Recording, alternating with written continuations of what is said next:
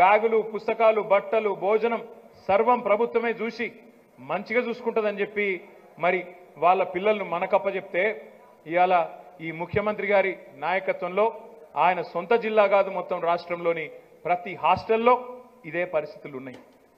ఆహారం బాగలేక, బువ్వ చక్కగా పెట్టే తెలివి లేక, పట్టించుకునే నాదుడు లేక ఇవాళ పిల్లలు 100 మందికి పైగా పిల్లలు ఇప్పటికే చచ్చిపోయింది. నేను రేవంత్ రెడ్డిని అడుగుతా ఉన్నా, ఈ పిల్లలకు నీ ప్రభుత్వం పెడుతున్న విషయం ఏదైతే ఉన్నదో మీ ఇంట్లోనో మా ఇంట్లోనో పెడితే, మన పిల్లలకు పెడితే నువ్వు ఊకుంటావా, ఇట్లే ఉంటావా అని నేను అడుగుతా ఉన్నా. సిగ్గుందా నీ ప్రభుత్వానికి నేను అడుగుతా ఉన్నా. పెద్ద పెద్ద మాటలు మాట్లాడుతున్నావు. తెలంగాణ రైజింగ్ అట. ఎల్ల రైజింగ్? తెలంగాణ రైజింగ్ అంటే గిదేనా? ఏంది పిల్లల మరణాల్లో రైజింగా? ఫుడ్ పాయిజనింగ్ లో రైజింగా? ఎల్ల రైజింగు? గురుకులాలను నాశనం చేయడంలో రైజింగా? ఎల్ల రైజింగ్ ఉన్నది?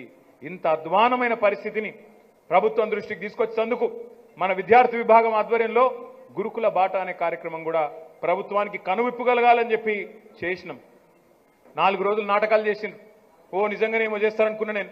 కలెక్టర్లను పోయి వండుకోమన్నారు, ఎమ్మెల్యేలు పోయి చూడాలన్నారు, మంత్రులు పోయి హాస్టల్ నిద్ర చేయాలి, అట్లయితేనే పరిస్థితి బాగుపడుతుంది అన్నారు. మరి ఇప్పటి వరకైతే ఏం కాలేదు. నేను ఉమ్మడి వరంగల్ జిల్లా నాయకత్వం అంతా కూడా వేదిక మీద ఉన్నది. నేను మిమ్మల్ని అందరినీ మనస్ఫూర్తిగా కోరుతా ఉన్నా, రాబోయే 4-5 రోజులు దయచేసి ఎట్లాగూ ప్రభుత్వం పట్టించుకోదు, మీరన్నా దయచేసి ఎక్కడ వాళ్ళక్కడ పూనుకోవాలి.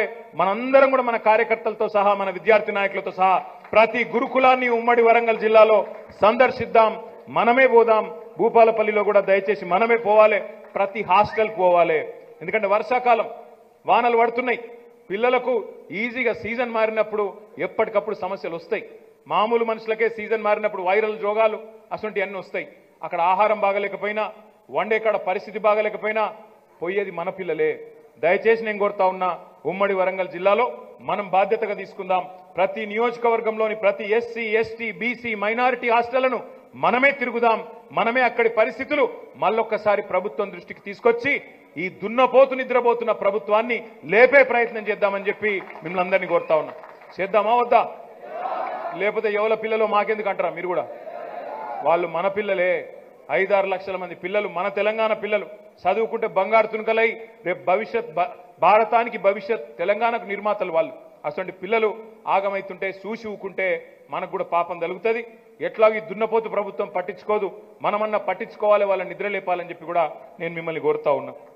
ఈరోజు ఇంకా ఘోరం ఏంటంటే, అందాల పోటీలు పెట్టిండు ముఖ్యమంత్రి. అందగత్తలందరినీ ఒక నెల రోజుల పాటు తెలంగాణలో ఈడికి ఆడికి తిప్పిరు. మన రామప్ప గుడి కాడికి, భద్రకాళి కాడికి, ఆడికి ఈడికి. భద్రకాళి గుడి కాడ మన ఆడోళ్ళతోనే వాళ్ళ కాళ్ళు గడిగిపించిండు, చాలా చేసిండు. ఆఖరికి తీసుకుపోయి హైదరాబాద్లో ఒక ప్యాలెస్లా భోజనం పెట్టిండు. అక్కడ ఎంతనట తెలుసా? ఒక్కొక్క ప్లేట్ భోజనం ₹1,00,000. అందాల పోటీలో పాల్గొన్న అందగత్తెలకు, వాళ్ళని చూసితందుకు వచ్చి మరి అక్కడ సొల్లుగార్చిన సన్నాసులకు అందరికి కలిపాట ఒక్కొక్కరికి ₹1,00,000 భోజనం అట. ఒక ప్లేటు భోజనం 1,00,000. ముఖ్యమంత్రి గారు మా వేములవాడకు వచ్చిండు, రాజరాజేశ్వర స్వామి టెంపుల్ దగ్గరికి. ఏదో రివ్యూ అని వచ్చిండు. ఏం చేసిండో ఎవరికి ఎరకలేదు. వచ్చి తర్వాత ఏదో రివ్యూ మీటింగ్ పెట్టిండు. అక్కడ కూడా బువ్వ పెట్టిరు. పెడితే ఒక్కొక్క ప్లేట్కి ఎంత వేసిరు తెలుసా బిల్లు? ₹1,35,000.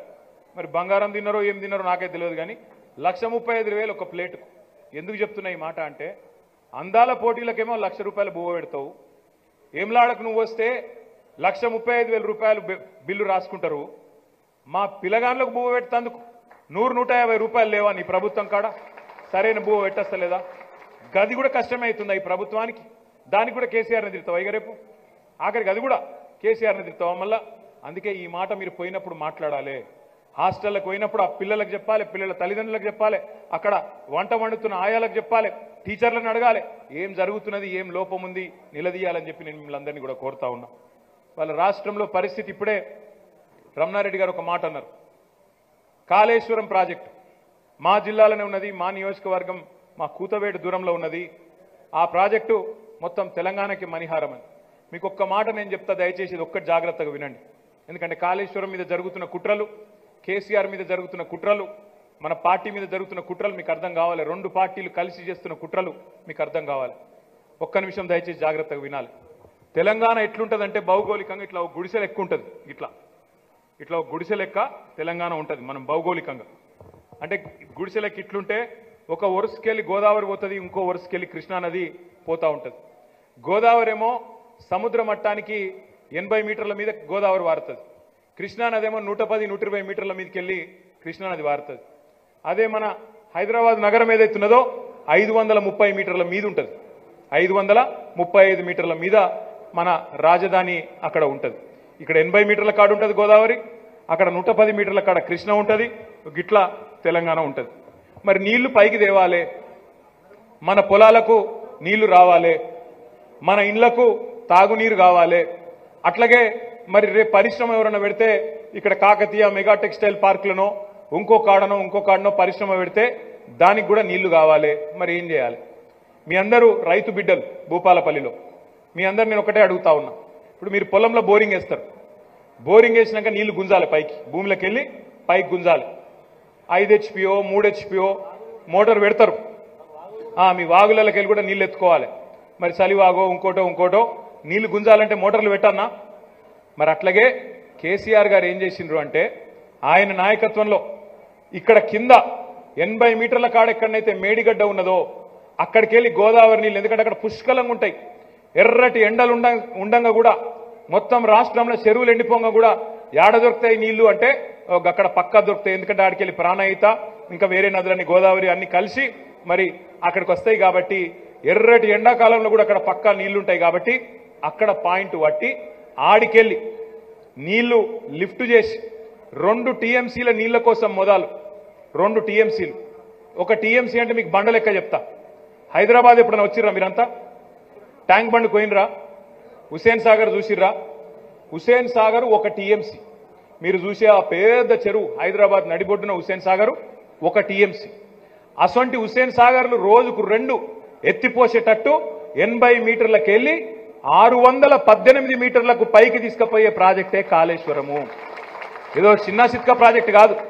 మీరు ఎట్లయితే ఒక 5 HP మోటారు 3 HP మోటార్ పెట్టి గుంజుతారో మీరు మీ పొలంలా, అట్లాగే మేడిగడ్డ కాడికెళ్ళి నీళ్లు లేపి అన్నారం, సుందిల్లా, ఎల్లంపల్లి ఆడికెళ్ళి పైకి మరి ఒక సొరంగ మార్గం ద్వారా మళ్ళా LMD దాకా ఆడికెళ్ళి మళ్ళీ పైకి లిఫ్ట్ ద్వారా మనకు అటు రాజరాజేశ్వర సాగర్ నుంచి అన్నపూర్ణ, రంగనాయక సాగరు, మల్లన్న సాగరు, కొండపోచమ్మ సాగరు, గంధమల్ల, బస్వాపూరు, ఆ పైకి మల్కపేట, ఇంకా ఇంతకుముందు రమణారెడ్డి గారు చెప్పినట్టు అదే మిడ్ మానేర్ నుంచి మళ్ళీ పైకి ఒకవేళ శ్రీరామ్ సాగర్ ప్రాజెక్టుకు కూడా నీళ్లు కావాలంటే రివర్స్ పంపింగ్ ద్వారా అదే వరద కాలువను వాడుకొని ఉల్టా నీళ్లను ఎత్తిపోసే ఒక బృహత్తరమైన ప్రాజెక్టు కాళేశ్వరం.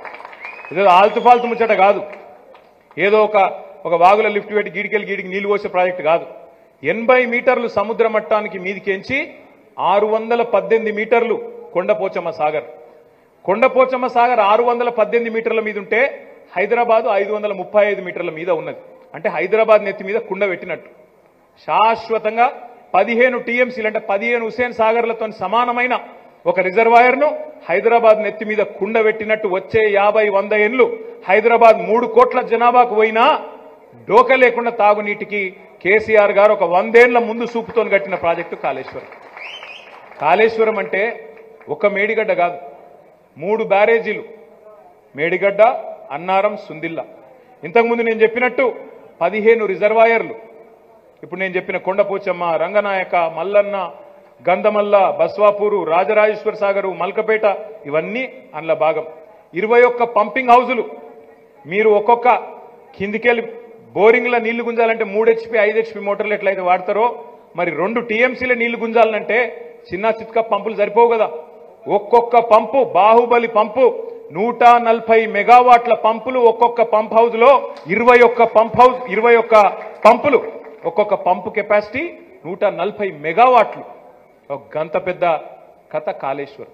అంటే ఇలా మొత్తం కాళేశ్వరం కింద మీరు చూస్తే 3 బ్యారేజీలు, 15 రిజర్వాయర్లు, 21 పంప్ హౌజులు, 100 కిలోమీటర్ల గ్రావిటీ మన సొరంగ మార్గాలు, 1000 కిలోమీటర్ల గ్రావిటీ కాలువలు అంటే పారే కాలువలు. ఇవన్నీ మంచిగానే ఉన్నాయి. కాలువలు మంచిగానే ఉన్నాయి, సొరంగ మార్గాలు మంచిగానే ఉన్నాయి, 15 రిజర్వాయర్లు మంచిగానే ఉన్నాయి, పొక్తా ఉన్నాయి. 3 బ్యారేజీలలో 2 బ్యారేజీలు కూడా పటిష్టంగా ఉన్నాయి. ఒక్క బ్యారేజీలో 85 పిల్లర్లుంటే ఆ 85 పిల్లర్లలో రెండు పిల్లర్ల కాడ కొద్దిగా కింది కుంగింది, కొద్దిగా కింది కుంగింది. అది కూడా నేను ఇవాళ మీకు ఓపెన్గా చెప్తున్నా, ఇదివరకు చెప్పినా మళ్ళీ చెప్తున్నా. నా అనుమానం అయితే అప్పుడు మనం ఎలక్షన్లలో ఉన్నాం, నా అనుమానం అయితే ఈ లుచ్చా కాంగ్రెస్ గాళ్ళే ఏదో ఒకటి చేసిరు, దాన్ని కూడా ఆ రోజు ఓటమి. ఎందుకంటే వాళ్ళకి ఎరుకైపోయింది ఈ కాళేశ్వరము ఇంత మంచి పేరు తెస్తాంది. 12వ స్థానంలో ఉండే మొత్తం తెలంగాణ భారతదేశంలో 2014లో వరి ధాన్యం ఉత్పత్తిలో వరి వండి చుట్ల 12వ స్థానంలో ఉండే తెలంగాణ.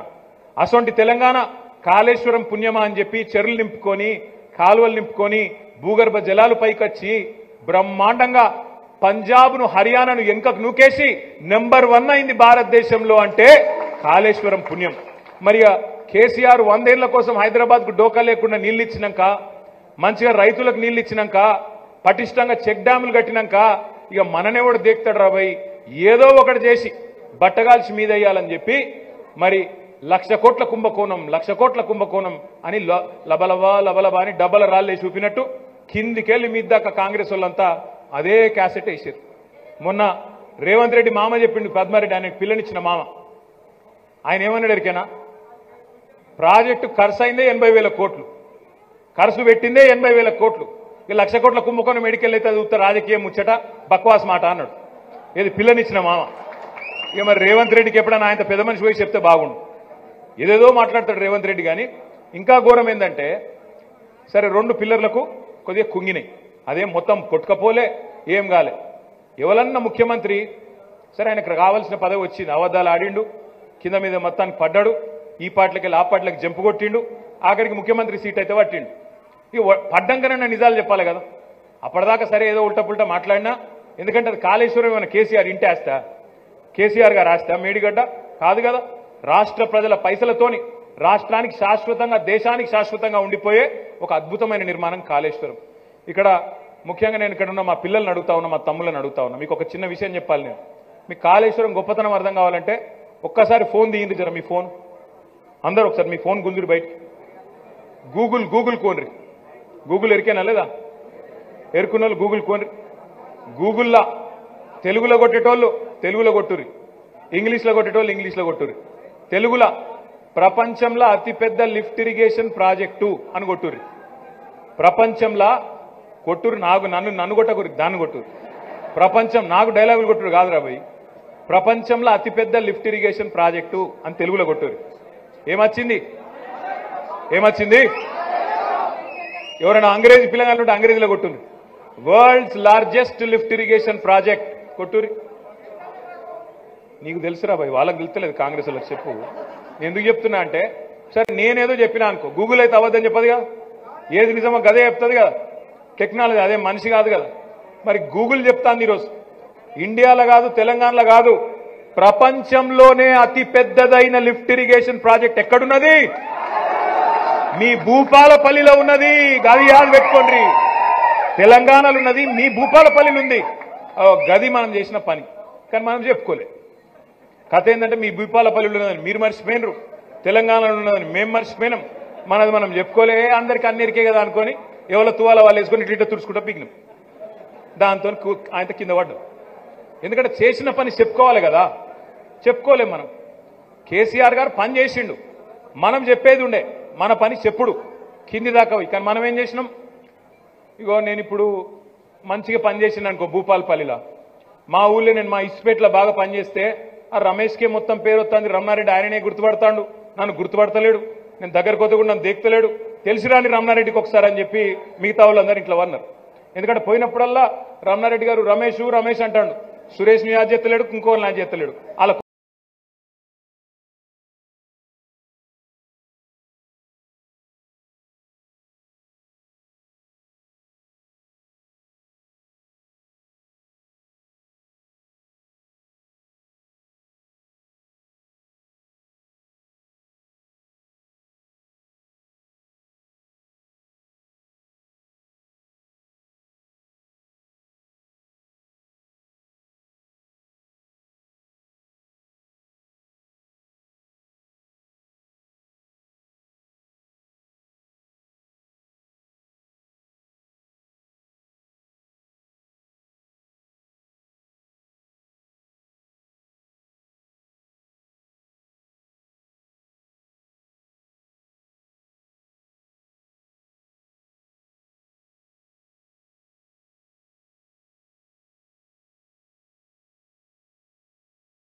జిల్లా ఏమైంది ఈరోజు?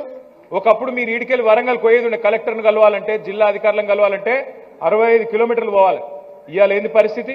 మీ కండ్ల ముంగట కలెక్టర్, మీ కండ్ల ముంగట ఎస్పీ, మీ కండ్ల ముంగట మొత్తం జిల్లా అధికారులు, మీ కండ్ల ముంగటనే మొత్తం జిల్లా యంత్రాంగం అవసరమైతే మీ జిల్లాలోని 12 మండలాలకు, మున్సిపాలిటీలకు ఉరికొచ్చేటట్టు మీ కండ్ల ముందుకు తెచ్చి పెట్టింది ఎవరు? మరి ఎప్పుడన్నా చెప్పిర్రా? కేసీఆర్ గారు మనది జిల్లా చేసిండు, ఇంత గొప్ప పని చేసిండు అని ఎప్పుడన్నా చెప్పుకున్నామా? చెప్పుకోలే. అందరికీ తెలుసు కదా అనుకున్నాం. మీ దగ్గర ఎన్ని తాండాలు పంచాయతీలైనాయి? ఎన్ని కొత్త మండలాలైనాయి తెలుసా? కొత్త మండలాలు చేసుకున్నాం, కొత్త రెవెన్యూ డివిజన్లు చేసుకున్నాం, కొత్త జిల్లాలు చేసుకున్నాం, తాండాలు పంచాయతీలు చేసుకున్నాం, కొత్త వాళ్ళని సర్పంచులు చేసుకున్నాం. ఎంతో మందికి గిరిజనుల, మా లంబాడా సోదరుల కోరిక ఎన్నటి నుంచో మా తాండాల మా రాజ్యం ఉండాలి, ఆ పెద్ద ఊరి కింద మేమెందుకు ఉండాలి, మా తాండాల మా రాజ్యం ఉండాలి అనే ఒక స్లోగన్ ఎప్పటి నుంచో ఉన్నది. కాంగ్రెస్ ఎప్పటి నుంచో చెప్పింది చేస్తామని, కానీ చేయలే. ఆఖరికి చేసింది ఎవరు? 3400 పల్లెలు. ఇంతకుముందు నేను వస్తుంటే రమణన్న చూపెడుతున్నాడు ఒక పల్లె. అదేం పల్లెనే?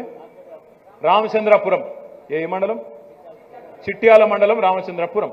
మేము రాంగరాంగా రమణారెడ్డి అన్న చూపెట్టిండు. అన్న ఈ ఊరోళ్ళు వచ్చి నన్ను అడిగినరు, ఎప్పటి నుంచో మా కోరికున్న సార్ మాది పంచాయతీ చేయాలన్నారు, చేసినా కానీ ఈ ఊళ్ళో కూడా నాకు మైనస్ వచ్చింది, ఏం చేయాలి నేను అంటున్నా.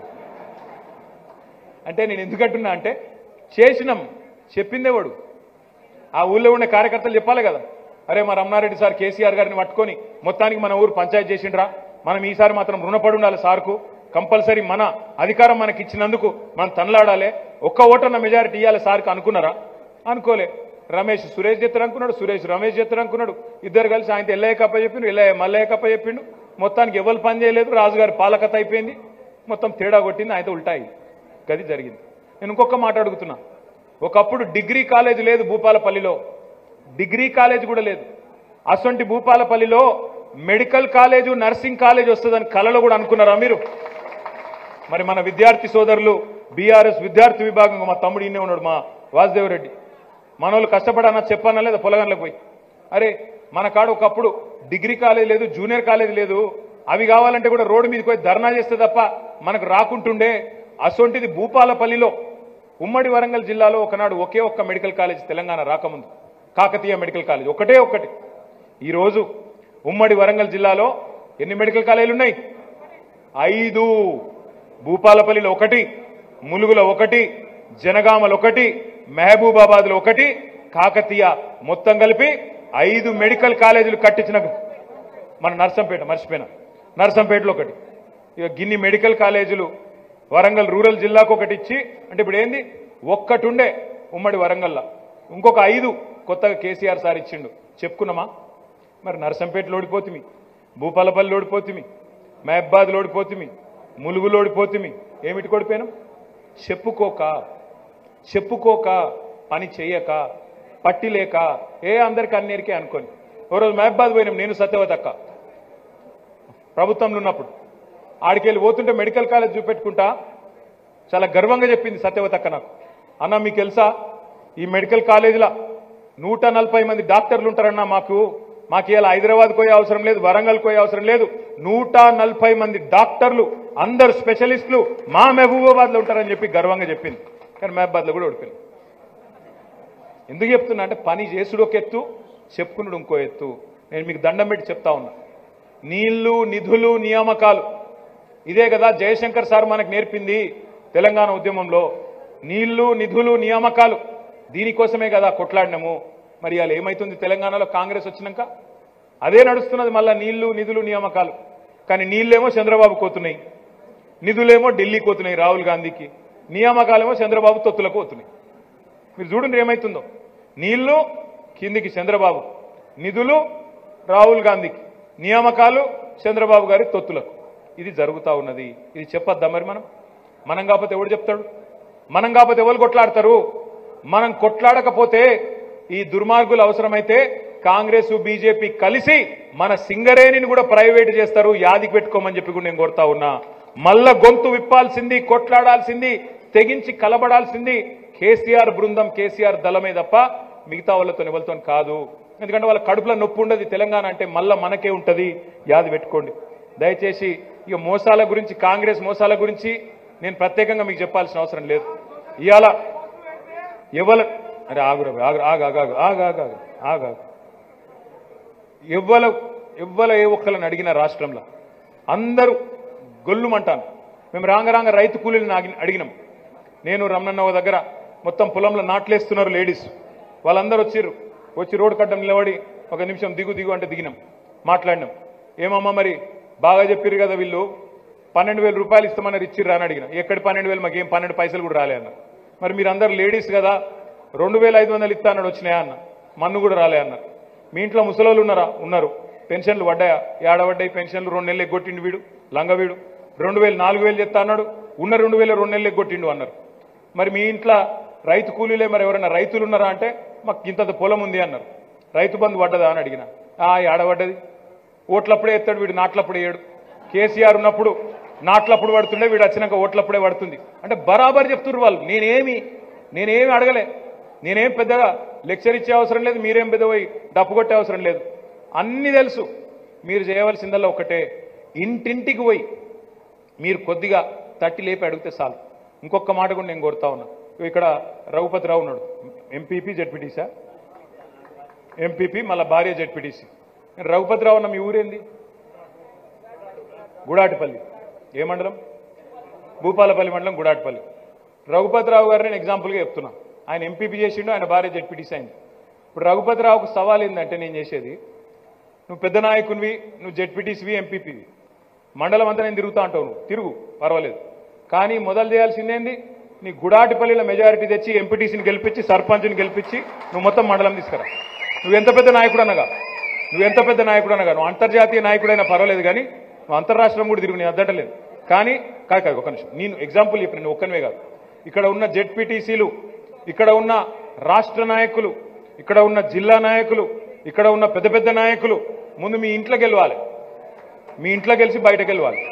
ఇక బయటకు వచ్చి లేకపోతే ఇక్కడనే రమణారెడ్డి గారు చుట్టే రాజకీయం చేసుకుంటా, గిడగిడ్నే తిరుక్కుంటా, భూపాలపల్లిలా ఆడ హన్మకొండల గనలవాడుకుంటా, గాడగాడనే సోపుటప్ చేస్తే వచ్చేది లేదు, పీకేది లేదు. ఎవరి ఊళ్ళో వాళ్ళు గెలువరు. ఎవరి ఊళ్ళు కాదు ఇప్పుడు గెలిపి అన్న. అప్పుడు అధికారంలో ఉన్నాం, ఇప్పుడు లేము. లేనప్పుడు కూడానా? సూపర్. ఈసారి కూడా గెలిపిస్తావు కదా? రైట్. సవాల్గా తీసుకుంటా, గెలిపిస్తా. 23లో కూడా మెజారిటీ ఇచ్చినా ఇప్పుడు కూడా గెలిపిస్తా అంటుంది. సపర్లు కొట్టు. గీ స్ఫూర్తి కావాలి, గీ స్పిరిట్ కావాలి. పెద్ద నాయకులు ఎవరైతున్నారో, మేము తువాల దులుపుతాం, మండల కేంద్రంలో పడతాం, మేము తువాల దులుపుతాం, రమణారెడ్డి గారు సంకల కూర్చుంటాం అంటే నడువది. మీరు ముందు మీ వార్డులో గెలువుండ్రి, ముందు మీ మీ గ్రామంలో గెలువుండ్రి, మీ బూత్ల మెజారిటీ తిండ్రి, మీ సర్పంచ్ని గెలిపి, ఎంపీటీసీని గెలిపి, అటెన్గా నువ్వు దేశం అంతా తిరుగు, అభ్యంతరం లేదు. కానీ నేను మొత్తం బయట అంతా తిరుగుతా, నా ఇంట్లో మాత్రం ఏం లేదంటే ఎవడు దిగుతాడు నేను? అందుకే నేను కోరేది మిమ్మల్ని అందరినీ, దయచేసి రైతులు కానీ, మహిళలు కానీ, మరి అదేవిధంగా యువకులకు కానీ, ముసలోళ్ళకు కానీ కాంగ్రెస్ చేసిన మోసాలు, నేను మిమ్మల్ని పెద్ద మీటింగ్లు పెట్టి అదరగొట్టమంటలేను. ఇంటింటికి పోన్రి, టైం ఉంది. ఇంటికి పోన్రి, కూర్చోన్రి. ఊళ్ళో మీకు తెలియనోడు ఎవడు ఉండడు. ఇంటికి పోన్రి, కూర్చోన్రి, ఛాయ్ తాగుని. వాళ్ళు మీరు పోతే సల్ల వస్తారు, ముచ్చట చెప్తారు.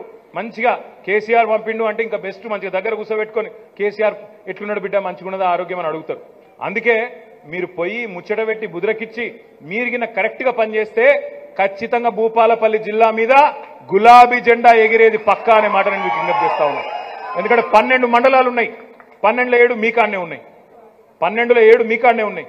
దబ్బన శ్రీధర్ బాబు ఏమైనా ఎక్స్ట్రాలు చేసినా మీరు 7 ఇటుకేట్ కొట్టిరనుకో అయిపోయి 100% రిజల్ట్ రానే వచ్చే. అందుకే అంటున్నా, మీరు కసి మీద కొడితే ఈసారి అవతలోనికి దిమ్మ తిరగాలి. దాంతోపాటు మా తమ్ముళ్ళు ఏడికెళ్ళి వరుతూనే ఉన్నారు, సోషల్ మీడియా. అయ్యా సోషల్ మీడియా అంటే మీ ఫోటోలు తెల్లారు లేస్తే సాయిబాబా ఫోటోలు పెట్టుడు కాదురా నాయన. మీరు చేయవలసిన పని ఏంటంటే, మీ ఊళ్ళే ఎరువుల దుకాణం ముంగట చెప్పులు పెడతాను, గా ఫోటో కొట్టు, ఆడపోయి వీడియో తీ, మాట్లాడు, గ్రూప్లో పెట్టు, మండల గ్రూప్లో పెట్టు.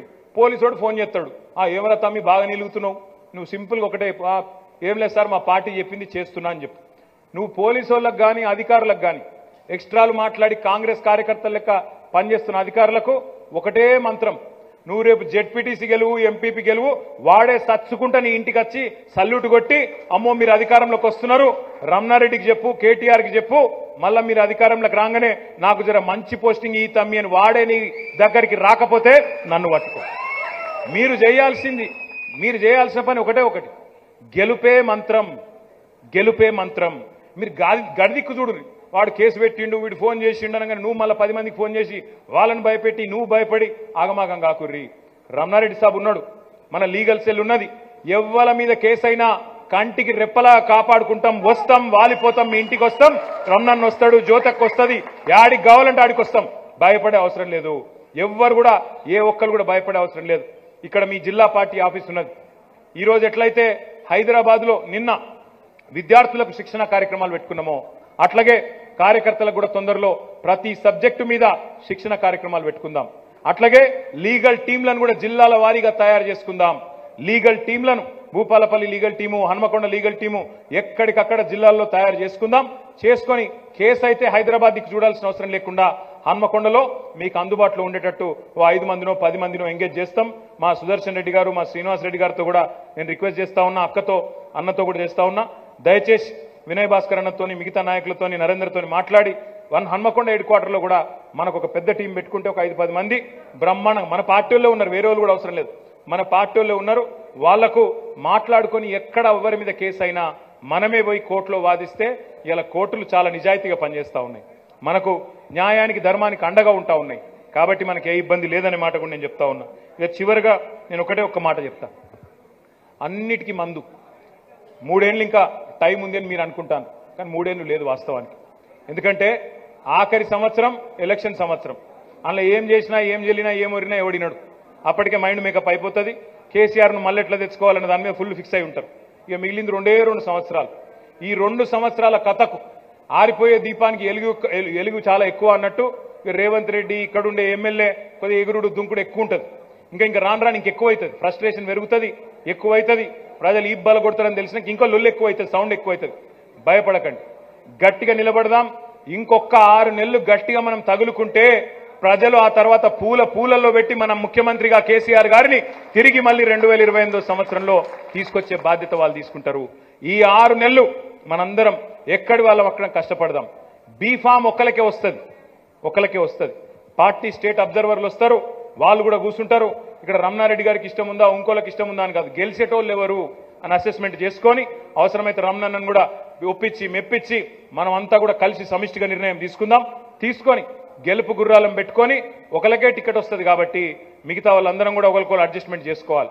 దబ్బన ఇప్పుడు నా కాన్స్టిట్యున్సీలో సిరిసిల్లలో నేను ఏం చేస్తున్నా అంటే, నేనేం చేసిన మొత్తం నాకు 58 ఎంపీటీసీలు, ప్రతి ఎంపీటీసీకి ఒక ఇన్ఛార్జ్ వేసిన మా మున్సిపాలిటీకి వేసి వాళ్ళనే పోయి మొత్తం అక్కడ ఎవరు పోటీదారులు ఉన్నారు ఆ ఊరోళ్ళందరూ కూర్చొని ఒకటే పేరు ఇస్తారా, 2 పేర్లు ఇస్తారా, 3 పేర్లు ఇస్తారా, ఎస్సీ అయితే ఎవరు, బీసీ అయితే ఎవరు, జనరల్ అయితే ఎవరు, ఎస్టీ అయితే ఎవరు, ఇట్లా లెక్కలు తీసుకొని రమ్మని చెప్పినా మొత్తానికి వచ్చిండ్రు. అదే ఎక్సర్సైజ్ మీరు కూడా చేసుకొని తయారుగా ఉన్నారనుకో, ఏదన్నా ఊళ్ళో అందరు బుద్ధిమంతులు అందరూ కలిసి మేమందరం కలిసి ఒక గిన్నెను పెడుతున్నాం అంటే ఇక పంచాయతీ లేదు, అంత ఊరంతా కలిసి కొట్లాడతారు. ఎక్కడైనా 2 3